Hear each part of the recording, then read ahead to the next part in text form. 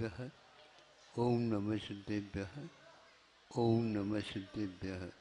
अहिंसा परमो धर्म की, आचार्य गुरुवर श्री कुंद भगवान की, आचार्य गुरुवर श्री ज्ञान सागर मुनि महाराज की, मुनिराज की जय। यह मांगलिक कार्यक्रम जहाँ पर पंचबाल्यते बिंबों की स्थापना होना है, वहाँ पर शुभ मुहूर्त पर गुरु पुष्य के दिन यहाँ पर शिलान्यास या वेदन्यास कर रहे हैं।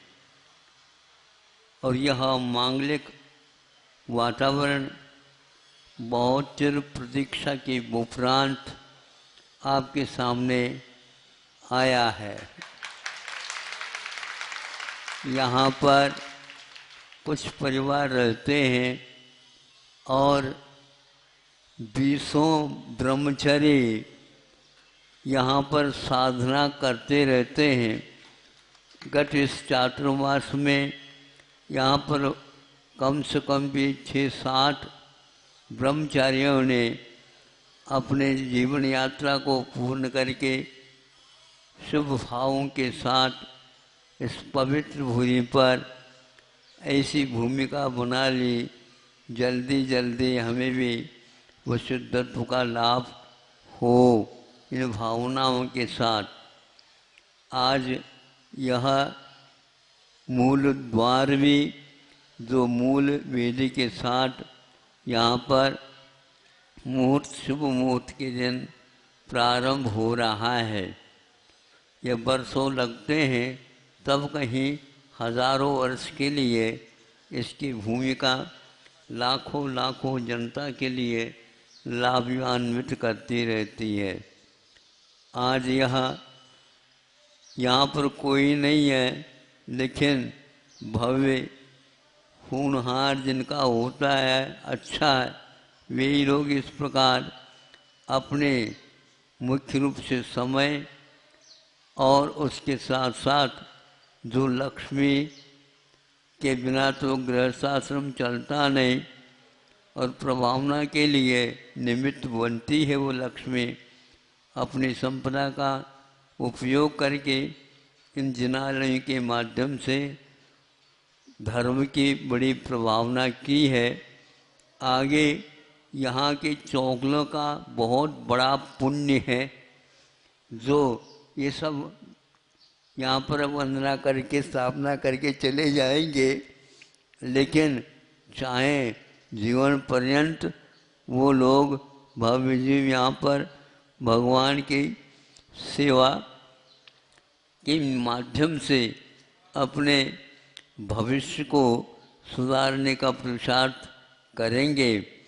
लोग दूर दूर से आएंगे, कुछ रहना चाहेंगे, उनकी भी ये आतिथ्य संभालेंगे और इस प्रकार ये प्रभावना का अंग होगा।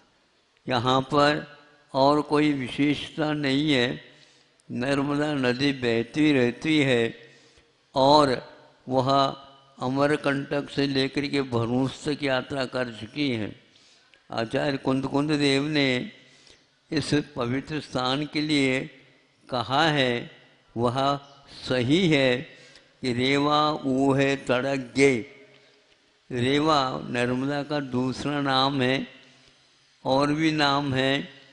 तो इस प्रकार यहाँ पर दोनों तटों के ऊपर पूर्व में मुनि महाराजों ने घनघोर उपसर्ग को भी सहन किया है और पवित्र भाव के साथ यहाँ पर मुक्त हुए हैं। इसके लिए उभय तड़ग्गे कह करके यहाँ पर उन महान परमात्माओं को याद किया है। निर्वाण कांडक भक्ति में, निर्वाण भक्ति में तो इससे ज्ञात हुआ, यहाँ के प्रतिष्ठित जन, गणमान्य जन हम कुंडलपुर में थे उस समय कहा कि महाराज हमारे यहाँ वहाँ पर इस प्रकार मिलता है और उसको जीवित करने की बड़ी आवश्यकता है। उसमें एक पंडित जी को ले आए थे।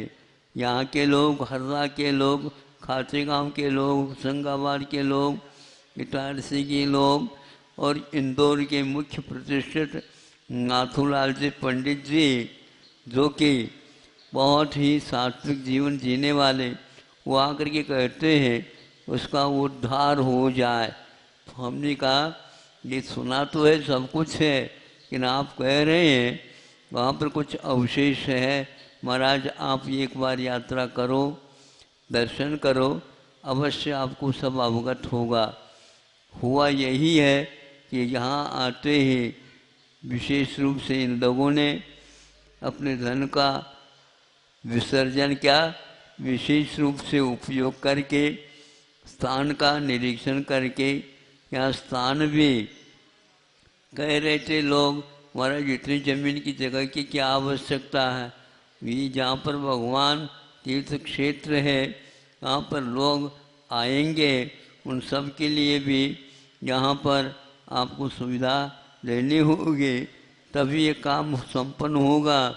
उनके पास से लक्ष्मी को बाहर निकालना बहुत कठिन होता है और वहाँ निकल भी गई, लेकिन उसका उपयोग करना बहुत ही कठिन होता है। बड़ी तपस्या की बात है।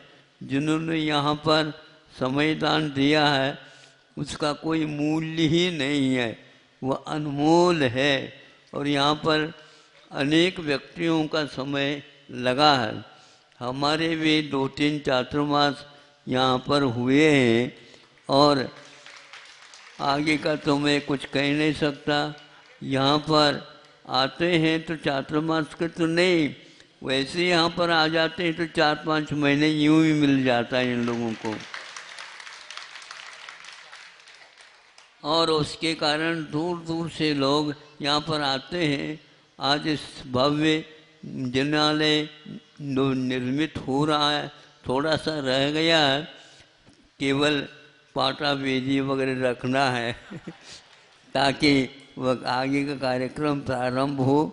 आज ये गुरुपुष्य योग के दिन आज आप लोगों के सहयोग से यह कार्य आगे, अब यह तो नहीं कह सकता है, यह मुहूर्त यहाँ के पंच कल्याणकों को भी बुला लेगा या ऐसा एकदम तो नहीं कह सकता है। एक मुहूर्त दूसरे मुहूर्त को भी आकृष्ट कर सकता है। गुरु पुष्य को हम ऐसे समझ करके कार्यकर्ताओं को प्रोत्साहित करना चाहेंगे, वे इस कार्य को संपन्न करने के लिए पंच कल्याणक महोत्सव के माध्यम से यहाँ के एक ही व्यक्ति ने, सूरत निवासी है, भव्य है और बहुत ही उदार मना है, उन्होंने सहस्रकूट की रचना के लिए अपने धन का, नश्वर धन का अविनश्वर बनाने का उपयोग किया है। इनके साथ और भी जबलपुर वाले आदि आदि इन लोगों का एक वर्ग है, समूह है, जिनका शेष जीवन इसी में व्यतीत करना चाहते हैं और हमारा आशीर्वाद है ऐसे ये भव्य आगे के भी कार्य संपन्न करें, औरों को भी इसमें भाग देने का अवसर प्राप्त करा दें और आगे भी इसी प्रकार यहाँ पर धर्म निष्ठा के साथ कार्य करें। यहाँ इसके अलावा आर्य समाज के जो इस पवित्र भूमि पर और भी ज़्यादातर लोग हैं, किंतु लाखों की जनता यहाँ पर आती रहती है। इसी को देख करके हमने कहा जहाँ पर आज भी लाखों की जनता आती है, पूर्व में इस प्रकार पवित्र स्थान रहा है, इसको एक प्रकार से स्थायी रूप, वैसे स्थायी तो है लेकिन फिर भी लोग इसका लाभ ले सके, इस अपेक्षा से व्यवस्थित कार्यक्रम होना चाहिए। यहाँ पर अभक्ष भक्षण इत्यादि का, नशाबंदी इत्यादि का ये काम नहीं होना चाहिए। यहाँ पर केवल हमेशा हमेशा यहाँ पर पुराण ग्रंथों के गान, गीत, स्तुति, वंदना, पाठ आदि रात दिन चलते रहना चाहिए। अपने अपने इष्ट को याद करते हुए हमें केवल भगवत पर उपलब्ध हो, इन भावनाओं के साथ वैर भाव आदि छोड़ करके वात्सल्य के साथ सब लोग अपने अपने धर्म ध्यान करें। इन्हीं भावनाओं के साथ आज का यह कार्यक्रम प्रारंभ हो रहा है, हो ही गया है। और आप लोग इसी प्रकार इसमें भाग लेकर के यदि यहाँ मुहूर्त और विशेष बढ़ जाता है, संभव है, जोर तो आप ही के लोगों को लगाना है। आप करेंगे तो हम भी सोच सकते हैं। गुरुजी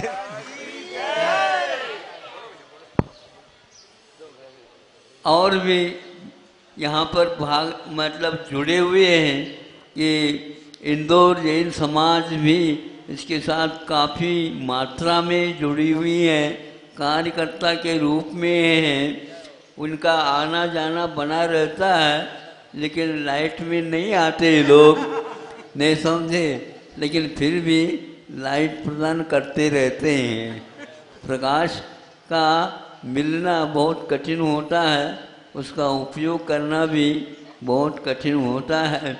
इतना ही कह कर के आगे का कार्य और हो, इसी बात को लेकर के इतना ही गुरुदेव ने आशीर्वाद दिया, उसी के माध्यम से हमारी ये गाड़ी धीरे धीरे यहाँ तक आई है।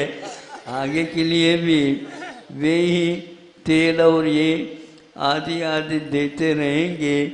हम हमारे लिए कुछ भी कहो, हम उसके लिए तैयार हैं, लेकिन हमारा अंतिम समाधि का समय बिल्कुल गुरु भक्ति, देव भक्ति, शास्त्र भक्ति के साथ ही व्यतीत हो, इन्हीं भावनाओं के साथ। अहिंसा परमो धर्म।